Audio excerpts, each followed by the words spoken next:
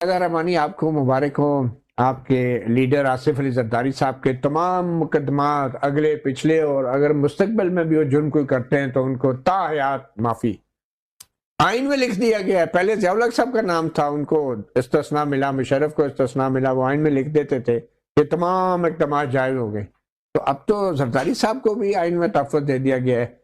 کیا ضروری تھا یہ سب کچھ؟ کیوں ضروری تھا؟ کیا یہ عمر کی وجہ سے یا ان کی کوئی قومی خدمات ہیں ایسی؟ بہت شکریہ مت اللہ جان صاحب, اور سب سے پہلے تو آپ کا شکریہ کہ آپ نے مجھے مبارکباد دی. اور جہاں تک رہی بات صدر آصف علی زرداری صاحب کی, تو وہ مرد آہین ہے جو کبھی کسی قسم کے مقدمات سے, کسی قسم کے دباؤ سے کبھی بھی وہ متزلزل نہیں ہوئے. اور آپ نے دیکھا کہ 11 سال ایک مرتبہ انہیں جھوٹے الزامات بہتان لگا کے رکھا گیا, جیلوں میں بند رکھا گیا. پھر ابھی زیادہ عرصہ نہیں گزرا ہے, میرا خیال جنرل فیض کا جب دور تھا تو جب بھی وہ 11 ماہ سے زائد عرصہ جو ہے انہوں نے جیل کاٹی مگر بغیر کسی جرم. آپ عدالتوں پہ اعتبار نہیں. اب آپ کی میں نے سنی تھا, میری بغیر جرم کے انہوں نے فیس بھی کیا. کبھی ان کے ماتھے پہ شکن نہیں آیا, کبھی انہوں نے نہیں کہا کہ مجھے ٹریڈ مل بھی چاہیے, تو مجھے حلوے بھی چاہیے, تو مجھے یہ بھی چاہیے. اب آپ کیا چاہتے ہیں کہ وہ ساری زندگی جیل کاٹتے رہے؟ آپ کے خیال میں جیل جائیں گے؟ نہیں, آپ کیا چاہتے ہیں؟ ایک تو انہوں نے مقدمات کو فیس کیا خندہ پیشانی کے ساتھ, مقدمات کو اور باعزت بری ہوئے. دیکھیں بالکل مقدمات جھوٹے تھے, اور یہی وجہ تھی کہ انہوں نے فیس کیا اور باعزت بہت سارے مقدمات میں وہ بری ہوئے. کس نے بنائے تھے؟ جس نے بھی بنائے تھے, کبھی نون لیگ کی گورنمنٹ نے بنایا, کبھی جنرل فیض نے بنایا, پی ٹی آئی کے دور میں بنے, لیکن انہوں نے کبھی ہمیشہ آپ نے دیکھا کہ مسکراتے ہوئے جیل بھی گئے. انہوں نے کبھی یہ سب. اب یہ کوئی ایک اسپیسیفک ایک پریزیڈنٹ آصف علی زرداری صاحب کے لیے امینڈمنٹ نہیں ہوئی. جو بھی پریزیڈنٹ ہے, چونکہ یہ ایگزیکٹو پوسٹ نہیں ہوتی, ایگزیکٹو پوسٹ پارلیمنٹیرین ہیں جو ووٹ لے کے عوام کے آتے ہیں, پرائم منسٹر ہیں, منسٹرز ہیں, وہ جواب دہ ہوتے ہیں. اور آپ نے دیکھا کہ جب پرائم منسٹر کے لیے پیش کی تو انہوں نے خود اس کو کہا کہ نہیں, میں استثناء نہیں لے سکتا کیونکہ میں باہر آ جاتے نا. نہیں, ایسا نہیں ہے. دیکھیں جو عوام سے ووٹ لے کر آتا ہے وہ عوام کو آنسریبل ہوتا ہے. یہ جو ایک آئینی عہدہ ہے, یہ بڑی اچھی آپ نے بات کی ہے.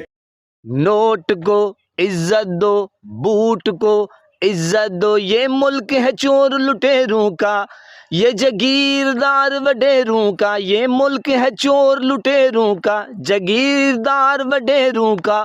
نوٹ کو عزت دو, بوٹ کو عزت دو. جی میرے پاکستانیوں, یہ چل رہا ہے. یعنی کہ آپ نے دیکھا کس قدر, یعنی کہ متی اللہ جان نے سوالات کیے, اور جو دورانی صاحبہ ہیں یا پتہ نہیں نورانی صاحبہ ہیں, بہرحال جناب ان نے کیسے یعنی کہ ڈیفینڈ کیا اور جناب بتایا کہ محترم جی محترم ہو گئے جناب. اللہ میری پناہ. یعنی کہ جو ڈاکو ہے, جو چور ہے, جو لٹیرا ہے, پیسہ ہونا چاہیے, دبدبا ہونا چاہیے, روب ہونا چاہیے. جناب قانون آئین کو ایسے وہ رکھیل سمجھتے ہیں کہ میری تو توبہ ہے. یعنی کہ نون لیگ کے دور میں وہ 11 سال جیل کاٹ چکا ہے. وہ کدھر سے آتے ہیں مقدمے, اور جناب پھر کدھر اڑ جاتے ہیں ہواؤں میں. ایان علی کو آپ نے دیکھا جناب, وہ ڈالروں کے بھرے بیگ لے جا رہی تھی, اور وہ پتہ نہیں کئی عرصے سے وہ لوٹتی رہی. بہرحال وہ کیسے اب استثناء ہو گیا.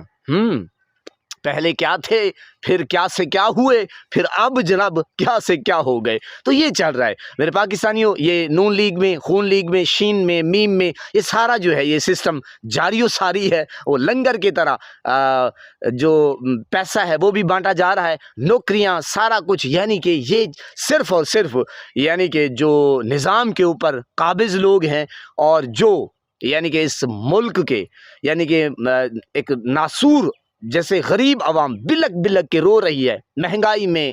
میں نے کہا ہر وہ ایسا نظام بن چکا ہے غریب کے لیے, خاص طور پہ قانون بھی غریب کے اوپر, مہنگائی بھی غریب کو پستی جا رہی ہے, اور غریب کی جو ایک کمزوری ہے وہ بھی بیچارہ نہ اپنے بچوں کو پڑھا سکتا ہے, نہ نوکریاں دلوا سکتا ہے. یعنی کہ جو سارا نظام ہے, سسٹم ہے, یہ ڈاکو چور لٹیروں کے ہاتھ میں ہے. تو یہ چل رہا ہے میرے پاکستانی. اب دیکھیں کہ متی اللہ جان نے کہا, بلکہ اس نے کہا کہ پھر عمران خان کو کیوں نہیں, تو وہ پھر بہرحال میری تو توبہ ہے. مقصد یہ ہے آپ کے سامنے ویڈیو رکھنے کا مقصد یہ ہے میرے پاکستانیوں کہ آپ دیکھتے جائیں اور سنتے جائیں، سر کو دھنتے جائیں کہ پاکستان میں چل کیا رہا ہے۔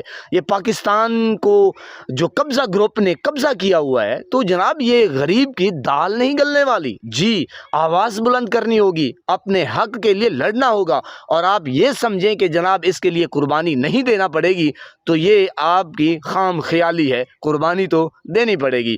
اللہ پاک آپ کو سلامت رکھے، سب پھولوں کی طرح مہکتا ہوا رکھے، نماز 5 وقت ادا کرتے رہا کریں، والدین کی خدمت کیا کریں، اور ہمسایوں کو رکھے خاص خیال۔